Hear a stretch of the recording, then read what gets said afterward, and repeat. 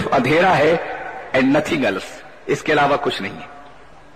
وہ یہ کہتا ہے darkness darkness darkness darkness heavy darkness and nothing else. ایک بڑا گہرا اندھیرا ہے مرنے کے بعد. بات دراصل جب وہ مر رہا ہوتا ہے تو سب سے پہلے شعور ڈوبتا ہے اندھیرے میں. موت جب آتی ہے تو احساسات ڈوبتے ہیں اندھیرے میں. موت جب آتی ہے تو برین اسٹیم ڈیتھ، دماغ مرتا ہے تب موت آتی ہے. اور جب دماغ پہ اندھیرا چھا جاتا ہے اور اندھیرا گہرا ہو جاتا ہے تو اس کو موت کا نام دیا جاتا ہے.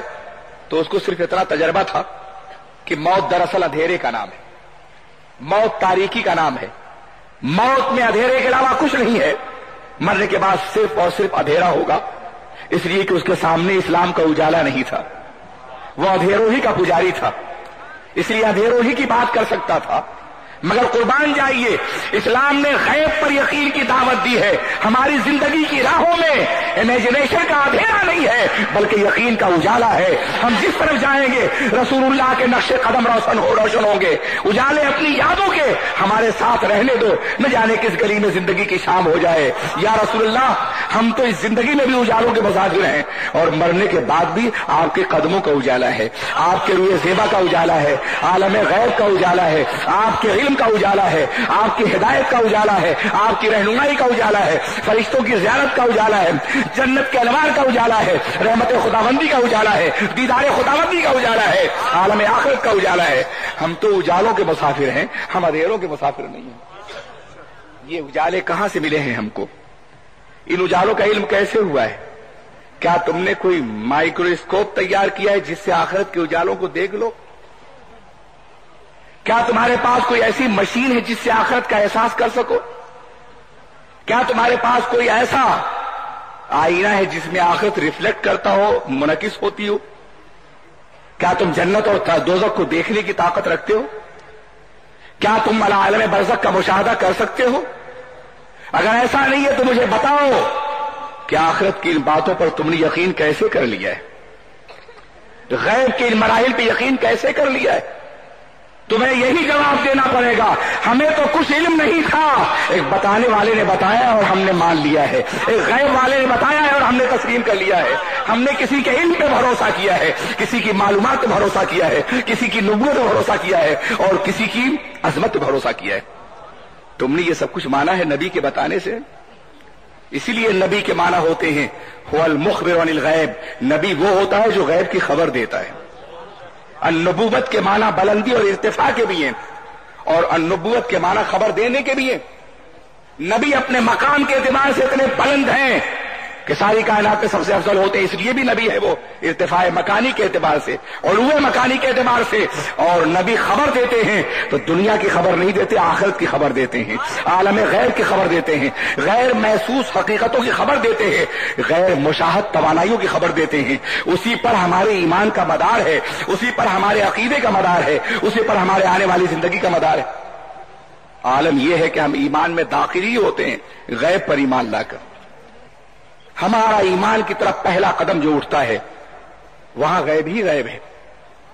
آپ جب کلمہ پڑھتے ہیں تو کیا پڑھتے ہیں؟ اشہد ان لا الہ الا اللہ واشہد ان محمد عبدہ ورسولہ. ہم گواہی دیتے ہیں کہ اللہ کے علاوہ کوئی معبود نہیں اور ہم گواہی دیتے ہیں کہ محمد صلی اللہ علیہ وسلم اللہ کے رسول ہیں. کیا یہ غیب یہ گواہی عالم شہادت کی گواہی ہے؟ کیا آپ نے پورے یونیورس کو دیکھ لیا ہے؟ کیا آپ نے پوری کائنات کو دیکھ لیا ہے؟ کیا آپ گواہی دیتے ہیں اللہ کے علاوہ کوئی اور معبود نہیں؟ آج تو سائنس اپنے علم کی روشنی میں بتا چکی ہے کہ ہماری زمین تو دراصل کائنات کے کینوس پر ایک بڑا چھوٹا سا نقطہ ہے. یہ وسیع خلا جس میں ہزاروں زمینیں تیر رہی ہیں، لاکھوں آفتاب گردش کر رہے ہیں، ہزاروں کہکشائیں ہماری زمینوں کو اپنے دامن میں سپیٹ سکتی ہیں، کروڑوں مخلوق کے امکانات موجود ہیں. تو یہ آپ کیسے کہتے ہیں کہ اللہ کے علاوہ کوئی معبود نہیں؟ ممکن ہے اس زمین پر کوئی نہ ہو، مریخ میں کوئی ہو، کسی اور پلانٹ میں کوئی ہو، کسی اور سیارے میں کوئی مخلوق بستی ہو جو کسی اور خدا پہ یقین رکھتی ہو. آپ یہ دعویٰ کرتے ہیں کہ اللہ کے علاوہ کوئی معبود نہیں. क्या आपने पूरी कायनात को देखा है? ये कायनात बड़ी वसी कायनात है, ये कायनात बड़ी अहम कायनात है। मैं अगर जरा बूझल बन जाऊं तो भी सुनने की कोशिश करना। जब मैं नताइज अर्ज करूंगा इंशाअल्लाह तो ये जहन का बूझलपन दूर हो जाएगा। मेरा अपना एक मिजाज है तमहीद का, बात को समझाने का। तो मैं अर्ज कर, ये कायनात जो नजर आ रही है हमारे सामने, ये कायनात कितनी वसी है, इस कायनात में हमारे वजूद की हैसियत क्या है, हम कहां एग्जिस्ट करते हैं, हम कहां पाए जाते हैं। उर्दू का बहुत बड़ा शायर मीर कहता है, हस्ती अपनी हुबाब की सी है, ये नुमाइश शराब की सी है। वो हस्ती को बुलबुला कहता है, मगर बुलबुला तो फिर भी नजर आता है, थोड़ी देर तक देखा जा सकता है, सेकंडों में उसे तौला जा सकता है और नापा जा सकता है। टाइम और स्पेस के कुछ हिस्से को वो घेरता है, टाइम भी इन्वॉल्व है, वक्त भी और जमाना भी इन्वॉल्व है बुलबुले की हयात में। दो चार रोज सही मुस्करा तो लेते हैं, दो चार रोज सही मुस्करा तो लेते हैं, चमन में फूल की हर चंद जिंदगी कम है। सुभान अल्लाह। चमन में फूल की हर चंद जिंदगी कम है, फूल की जिंदगी कितनी ही कम हो लेकिन मुस्करा तो लेता है। बुलबुला सतह आब पर चाहे एक सेकंड के लिए रहे मगर होता तो है। लेकिन क्या आपकी जिंदगी बुलबुले के बराबर है? क्या आप जमाने के कैनविस पर, जमाने के खरीते पर, टाइम के नक्शे पर एक बुलबुले के बराबर रहते हैं? अगर इसका अंदाजा करना हो तो पहले जमाने की समझने की कोशिश करो। हम जब जमाने को पढ़ते थे तो बहुत अजीब अंदाज से पढ़ाया जाता था जमानो मकान के तस्वुर को। दो सरी और बरी बती, तेज रफ्तार और सुस्त रफ्तार लाइनें एक साथ खींची जाएं तो तेज रफ्तारी और सुस्त रफ्तारी के दरमियान में जो फासला होगा उसे जमाना कहते हैं।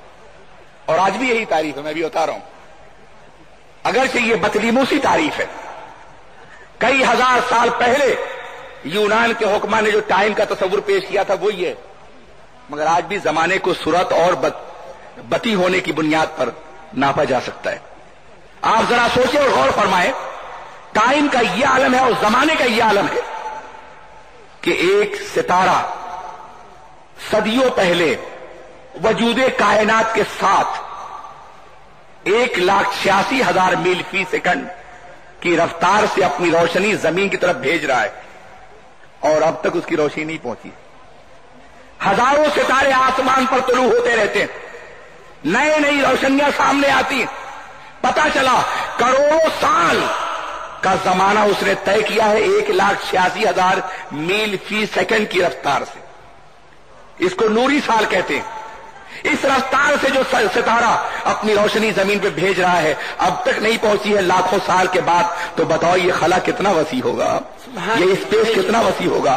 क्या कोई रियाजी है, कोई मैथमेटिकल आला है जिसकी बुनियाद पे खला को नापा जा सके, इस खला की पैमाइश की जा सके? तो जब इतना ये आलम है और नूर की रफ्तार 1,86,000 मील फी सेकंड है, तो इस रफ्तार में जब जमाना इतने दिनों से कायम है, जो खरबों खरबों मिलियनों मिलियनों बिलियन बिलियन साल है, उसमें हमारे ये 60-70 साल कहां नजर आएंगे? तलाश करो जमाने में अपने वजूद को, ढूंढो अपने नुक्ता हयात को, तुम्हें अपना वजूद नजर नहीं आएगा, अपना नुक्ता हयात नजर नहीं आएगा। मगर ये जमाना फिर भी महदूद है मेरे अजीज। कयामत आएगी, ये जमान भी फना हो जाएगा और मकान भी फना हो जाएगा। उसके बाद तुम्हें जन्नत मिलेगी, वो जन्नत जो बिलियन साल से नापी नहीं जा सकती, सुभान अल्लाह। वो जन्नत जो खरबों साल से नहीं नापी जा सकती, वो जन्नत जो करोड़ों साल से नहीं नापी जा सकती, वो जन्नत जो किसी नूरी साल से नहीं नापी जा सकती, किसी सितारे की रफ्तार से नहीं नापी जा सकती, वो जन्नत मिलेगी और तुमको मिलेगी, तुम उसमें हमेशा रहो। सुभान अल्लाह, सुभान अल्लाह। नारे तकबीर, नारे रिसालत, मुफक्किर इस्लाम। मगर जरा सोचो और गौर तो करो कि ये 75 साल की जो हमारी जिंदगी 80 और 90 साल की, इस जिंदगी को कामयाब करने के लिए हम 1/3 टाइम ऑफ आवर लाइफ खर्च करते हैं, 1/3 जिंदगी खर्च करते हैं। मसलन एक शख्स डॉक्टर होना चाहता है तो पहले वो हाई स्कूल में जाता है, फिर इंटरमीडिएट